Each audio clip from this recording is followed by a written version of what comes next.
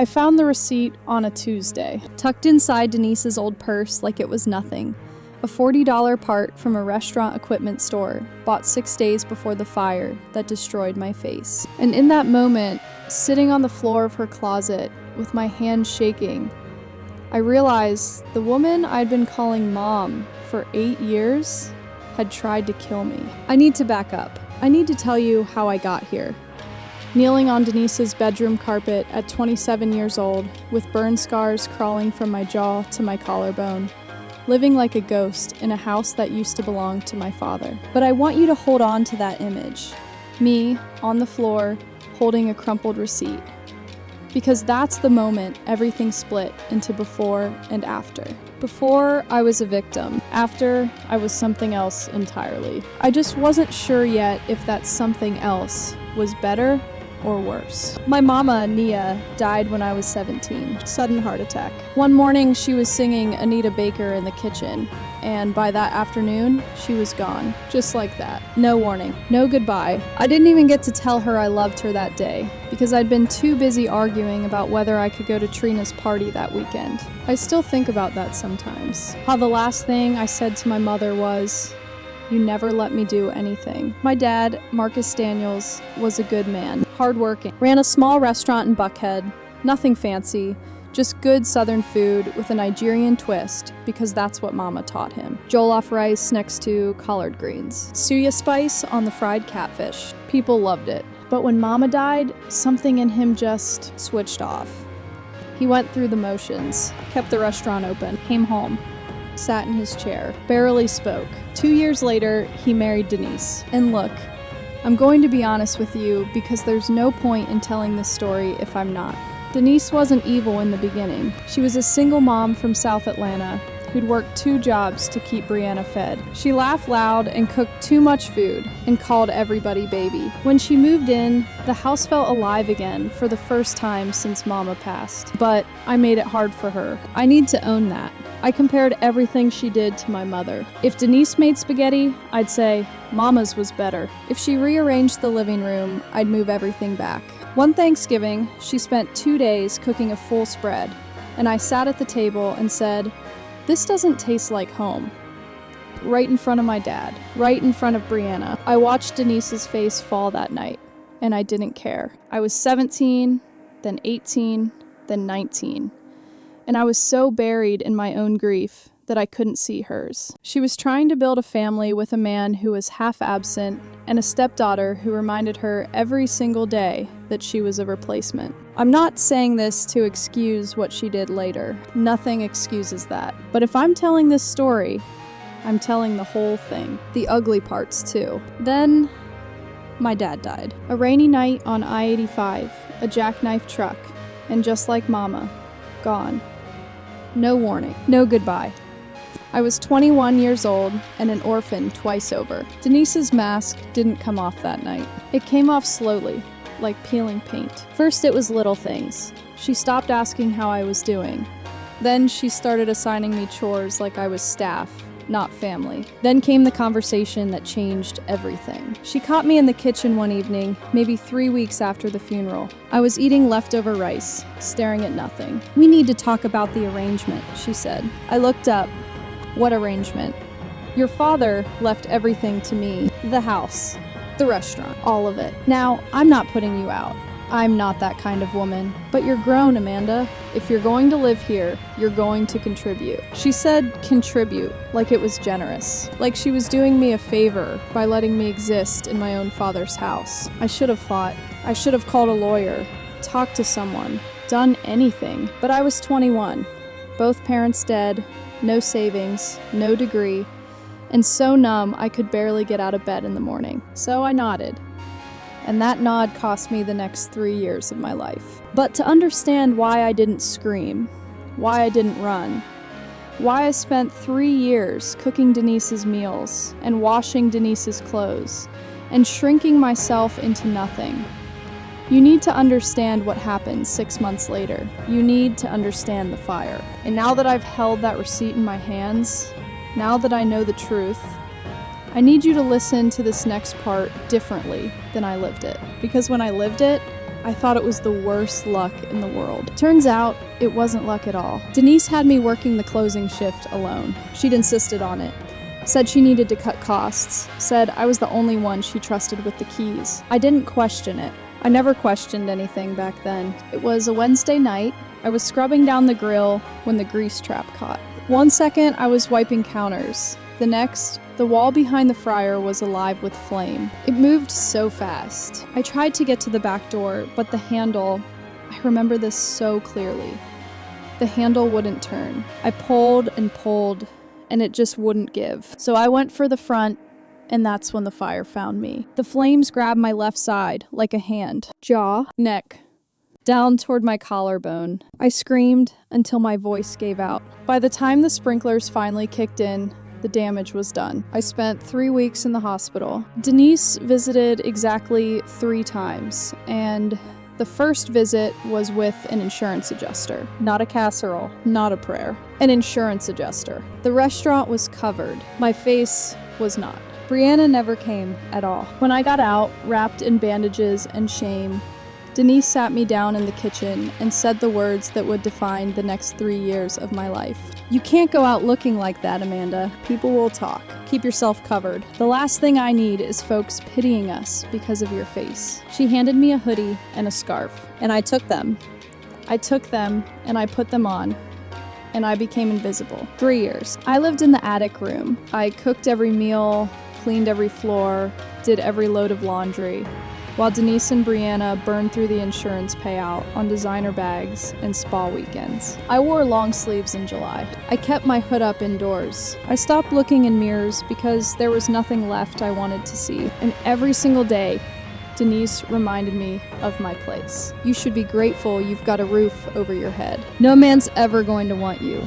Not with that face. You're lucky I don't put you out on the street. Brianna was worse in some ways because she made it fun. She'd film herself cooking in the kitchen, live streaming on Instagram, making mama's recipes. My mama's recipes. Jollof rice, chin-chin, meat pies, all of it. And she'd do it using mama's old ceramic bowl. The one she brought over from Lagos. The one with the little chip on the rim. I'd stand in the hallway and watch Brianna hold that bowl up to the camera and say, "Family recipe, y'all," with 1,000 people in the comments calling her a queen. And I'd go back upstairs and press my face into a pillow so nobody would hear me cry. But here's the part I've never told anyone. One night, maybe a year after the fire, I couldn't sleep. I came downstairs for water, and I heard Denise in her bedroom talking on the phone. Her door was cracked open. She was crying. Really crying. The kind of crying that sounds like it's being pulled out of you. "I didn't plan for it to go that far," she said. "I just wanted the insurance money. I didn't think she'd be in there, Sheila. I didn't think she'd get hurt." I stood in that dark hallway with a glass of water in my hand and my heart hammering so loud I was sure she'd hear it. And I walked away. I went back up to the attic and I lay in bed and I stared at the ceiling and I did nothing. Why? Because if I admitted what I'd heard, I'd have to accept that the fire wasn't an accident, that the woman downstairs had done something to that grease trap, knowing I'd be alone in that restaurant. And if I accepted that, then 3 years of just bad luck, and it could have happened to anyone, would collapse. And I'd have to face the fact that I'd been living with the person who did this to me, serving her dinner, folding her towels, saying yes ma'am. I wasn't ready for that. So I buried it, the way I'd buried everything else. I spent 3 years as a ghost, but ghosts have one advantage that the living don't. Nobody watches what a ghost does in the dark. The receipt changed everything. Once I found it, I couldn't unfind it. And once I couldn't unfind it, the thing I'd overheard that night, Denise on the phone, crying, confessing, snapped into focus like a picture I'd been staring at too long. I started small. I took a photo of the receipt with an old phone Denise didn't know I still had. Then I waited for Denise and Brianna to leave for a church function, and I went through Denise's laptop. Her password was Brianna's birthday. Not exactly Fort Knox. I found the insurance claim, the payout amount, nearly $200,000. and emails with the adjuster that made my stomach turn. Then I got on Facebook and found Ray Cooper. a guy who used to work the evening shift at the restaurant before the fire. Ray and I weren't close, but he was the only person I could think of who might remember something useful. I messaged him, kept it casual. Hey, I've been thinking about the old days at the restaurant. Do you remember that last week before the fire? Denise changed the schedule around, right? Ray wrote back the next morning.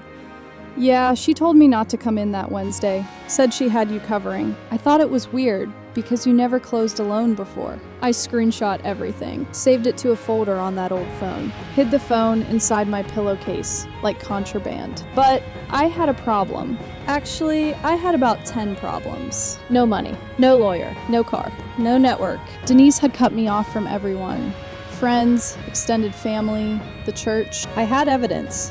But evidence without power is just paper. I needed someone who could actually do something with it. And then I met Sean. It was a Thursday afternoon near Piedmont Park. I was walking home from the grocery store. Hood up, head down, same route I always took. That's when I heard the groan. Low, tight, coming from a narrow alley between a dry cleaner and an old bookshop that had been closed for years. Most people would have kept walking. Atlanta alleys aren't exactly known for their hospitality, but I'd spent 3 years being the person nobody helped. I knew what it felt like to need someone and find no one. I stepped into the shadows. He was slumped against the brick wall, one hand pressed to his ribs, blood seeping through his fingers. Plain clothes, dark jeans, gray hoodie, no jewelry. Young, Asian, maybe Korean, and his eyes, even through the pain, were sharp, alert, watching me like he was deciding something. You should go, he said, accented but clear. This isn't your problem. You're bleeding. I'm aware. I was already kneeling down, pulling off my jacket to press against the wound. He caught my wrist. Strong grip for someone who looked half-conscious. I said, go, and I said, you're bleeding. I looked him dead in the eye. So either you let me help, or you can explain to whoever's looking for you why you're still lying here in an hour. Something flickered across his face. Surprise, maybe? He let go of my wrist. The gash was deep, but not fatal if it got treated fast. I applied pressure, kept my hand steady, even though my heart was going a mile a minute. He watched me the whole time. Not the hood, not the scars peeking out from beneath it, just me. Why are you helping me? He asked quietly. Because you're hurt. That's enough. He studied me for a long time. Then he almost smiled, barely a curve of his lips. What's your name? Nobody had asked me that in months. Amanda. Amanda, he repeated, like he was filing it away somewhere important. I'm Sean. I didn't know who Sean was. Not then, but I would. And when I found out, I'd have to make a choice that I'm still not sure was the right one. Sean Kwan was not a good man. I knew that before I ever learned his real name. But here's what nobody tells you about survival. Sometimes, the only hand reaching out to you belongs to someone the world tells you to stay away from. He found me again a week later, outside the grocery store on Highland, leaning against a black car that had no business being in that neighborhood. He looked different. Healthy, clean, put together. Nothing like the bleeding stranger from the alley. You, I said, stopping short. Me, he agreed. And he almost smiled again, that barely there curve. I wanted to thank you properly. You saved my life. I applied pressure to a wound. That's first aid. Most people would have walked past. He didn't. He nodded toward a cafe across the street. Let me buy you coffee. I don't drink coffee. Tea then. I should have said no. But something about his directness, no small talk, no pretending, made me hesitate. Fine, 1 cup. 1 cup turned into 2 hours. 2 hours turned into a second meeting 3 days later. Then a third. Then a fourth. Sean never asked about my hood. Never pushed. He talked to me like I was just a person. Not damaged. Not pitiful, just a person. He asked about my favorite books. I told him I loved Maya Angelou. He asked about my dreams. I told him I wanted to open a community center for at-risk youth someday.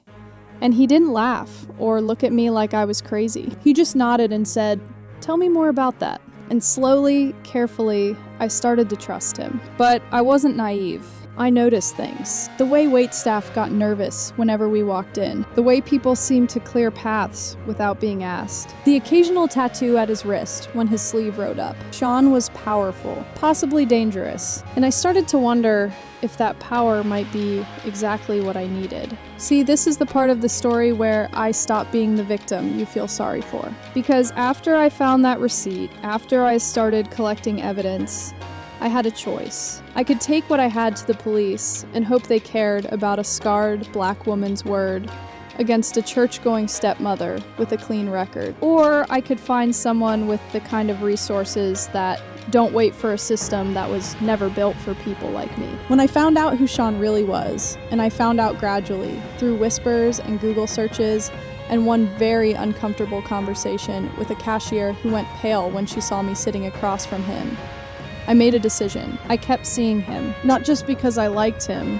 which I did, but because I needed him. Was I using him? Maybe. Was I falling for him?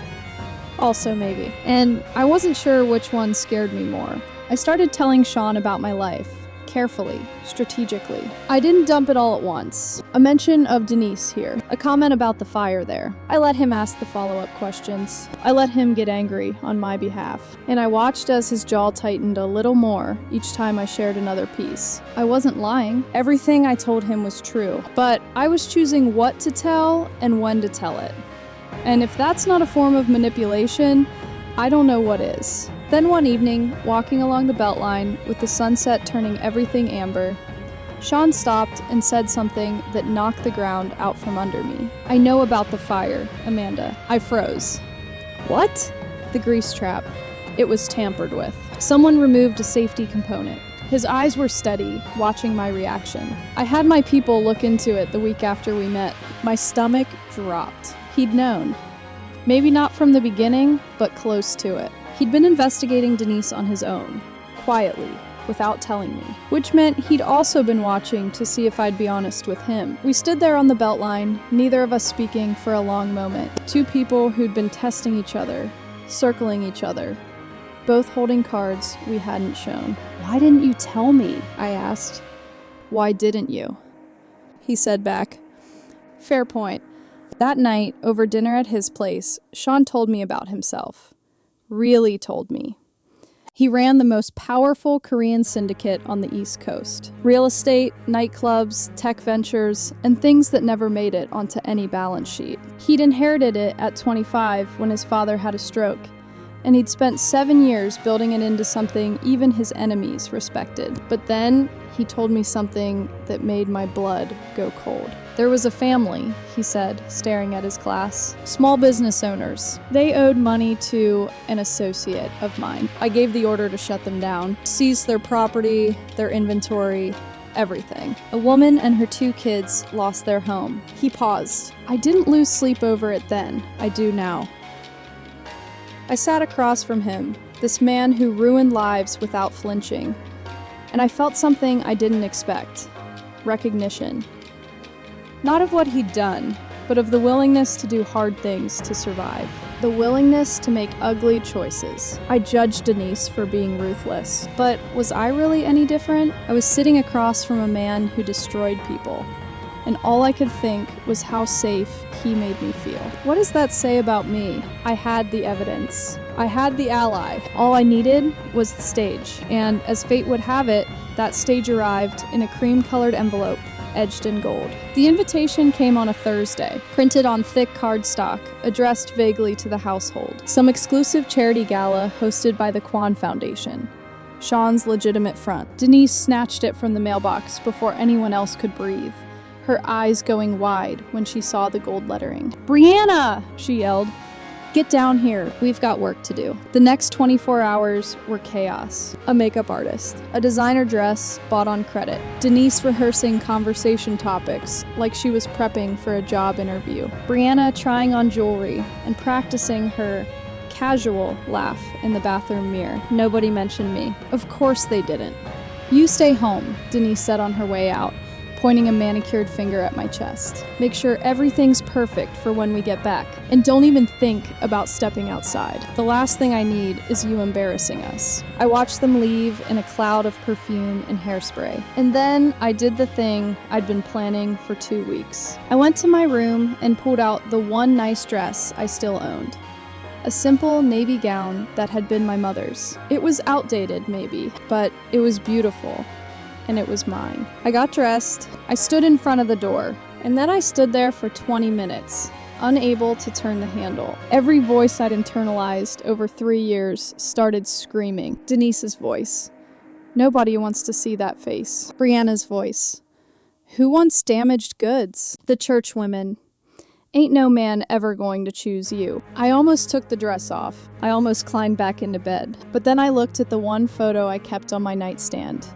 Mama, young, smiling, standing in front of the restaurant the year she and Dad opened it. A woman who'd moved to a new country, built a life from nothing, and never once let anyone make her feel small. I opened the door. The gala was at a glass and steel event center in Midtown. I almost lost my nerve when I saw the line of luxury cars and women in gowns that cost more than I'd seen in 3 years. But I'd come this far. I slipped in through a service entrance and blended with the catering staff until I reached the main hall. Crystal chandeliers, an orchestra, champagne everywhere, and in the center of it all, Sean. But not the Sean I knew. This Sean wore a perfectly tailored black suit, commanded the room without raising his voice, and had women draping themselves around him like accessories. This was Sean Kwan, head of the Kwan Syndicate. For one terrible second, I thought, I don't belong here. Then I thought, I didn't belong in that attic either. I was standing near the edge of the room when Denise spotted me. Her face went through about 6 emotions in 2 seconds before landing on pure fury.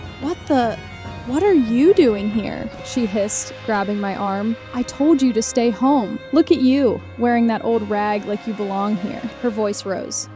People turned. Brianna materialized, champagne in hand, a smile spreading across her face like she'd just been handed a gift. Oh my God, Brianna said, loud enough for the nearest tables to hear. She actually showed up. In public. The laughter that followed hit me right in the chest. 3 years of laughter, just like it. 3 years of swallowing it down. I felt the old shame crawling up my spine, hot and suffocating, and I wanted to run. I wanted to disappear. Is there a problem here? Sean's voice cut through everything. He stood 3 feet away, face unreadable. 2 men in dark suits behind him. Denise flipped like a switch. Mr. Kwan! No problem at all. This is just... She's nobody. A household worker. I don't know how she got in. She's with me. Silence. Complete, ringing silence. Denise blinked.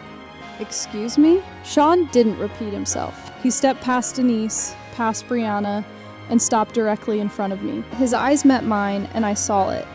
The faintest flicker of a question. Are you ready? He extended his hand. Dance with me. And this is where I did something he didn't expect. Something I didn't fully expect myself. I shook my head. Not yet, I said. My voice was shaking, but it was mine. There's something I need to do first. I turned to the nearest server. Is there a microphone? The room was already watching. 300 people in silk and diamonds. Champagne paused mid-sip. All eyes on the scarred woman in the outdated navy dress. Sean's expression shifted. Surprise, then something deeper. He stepped back. He gave me the floor. I took the mic. My hands were trembling so hard I nearly dropped it. But I held on. And then I lowered my hood. The gasps were immediate. I heard Denise somewhere behind me. Oh my God, look at her face. But it sounded far away, because for the first time in 3 years, I wasn't hiding. The scars trailed from my jaw down my neck, textured and raw against my dark skin, and every person in that room could see them. My name is Amanda Daniels, I said. My voice cracked on the first word, but I kept going. 3 years ago, I was burned in a fire at my father's restaurant. I was told it was an accident. It wasn't.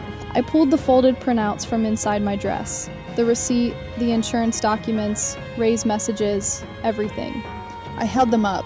Not dramatically, just steady. The grease trap was tampered with. The safety component was removed. The person who had sole access to the restaurant keys that week collected nearly $200,000 in insurance money, while I was still in the hospital learning how to eat without screaming. I looked at Denise.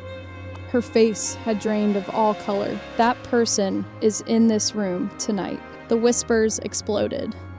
Denise started shaking her head. She's lying. She's mentally ill. She's always been unstable. I have the receipts, I said, literally. I have the timeline. I have a former employee who'll confirm the schedule was changed to put me there alone. And I have 3 years of silence that end right now. I paused, took a breath, found Brianna in the crowd. She was standing frozen, champagne glass still in her hand, and for the first time, she didn't look cruel. She looked scared. She looked young. Brianna, I said, and my voice softened. I don't know how much you knew. Maybe everything, maybe nothing, but I'm not going to destroy you to get to her. That's the difference between me and Denise. I turned back to the crowd. I'm not standing up here as a victim. I made choices too. I stayed silent when I should have spoken up. I let fear keep me small for 3 years, but I'm done being small. I set the mic down. The room was dead quiet. And then Sean did something I'll never forget. He didn't rush to me, didn't sweep me off my feet, didn't make it about him. He started clapping, slow, steady, and one by one, the room followed, until the applause was the loudest thing I'd ever heard. I broke. The tears I'd held back for 3 years came flooding out, and I couldn't stop them. Sean stepped forward and caught me before my knees gave out, wrapping his arms around me while 300 strangers watched a woman fall apart and put herself back together in the same breath. "I've got you," he whispered. "I've got you." The aftermath was swift and merciless. 2 attorneys showed up on Denise's doorstep the next morning with a civil lawsuit. Fraud and intentional infliction of emotional distress. The evidence was irrefutable. Fire investigation reports, financial records, Ray's testimony, and by then, 2 more former employees had come forward with details they'd been too afraid to share before. The insurance company launched its own investigation. Denise's bank accounts were frozen. The house, my father's house, was flagged for irregularities in the deed transfer. Brianna's credit card stopped working overnight. Within a month, Denise was facing criminal charges. I thought I'd feel something when it happened. Relief. Maybe. Victory. Justice. But standing outside that courtroom after the arraignment, watching Denise get led to a car with her lawyer, I just felt hollow. Like I'd been carrying a boulder uphill for 3 years, and now that I'd finally set it down, I didn't know what to do with my hands. Justice doesn't heal you. It just clears the road so the healing can start. And Sean was there through all of it. Patient, steady, never pushing. He arranged for specialists to look at my scars, set up therapy sessions with a doctor who actually listened, and never once made me feel like I owed him for any of it. But here's the thing about being saved. After a while, you start to wonder if you can stand without the person holding you up. I loved Sean. I need you to know that. It wasn't fake. It wasn't just strategy. Somewhere between that alley and the gala, between the testing and the truth-telling, I fell for him in a way that terrified me. But I also couldn't shake the question that had been following me since the beginning. Did I choose him, or did I need him? And is there a difference? I thought about it for weeks. Lay awake at night in his penthouse, staring at the ceiling the same way I'd stared at the attic ceiling for 3 years. And I realized something that broke my heart a little.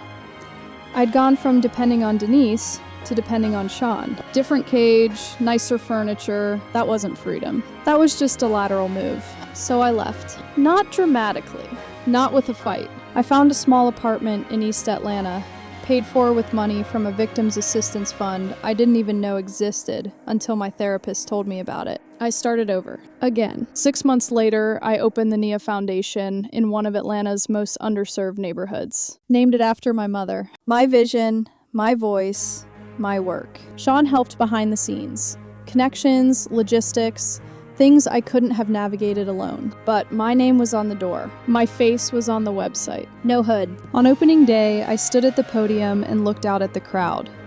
Kids from the neighborhood, local teachers, a few reporters, community leaders. And in the very back row, Sean. He didn't come up to the stage, didn't make it about himself, just sat there, watching, with something on his face I couldn't quite read. Pride, maybe, or love, or the quiet understanding that some people you have to let go of so they can come back to you whole.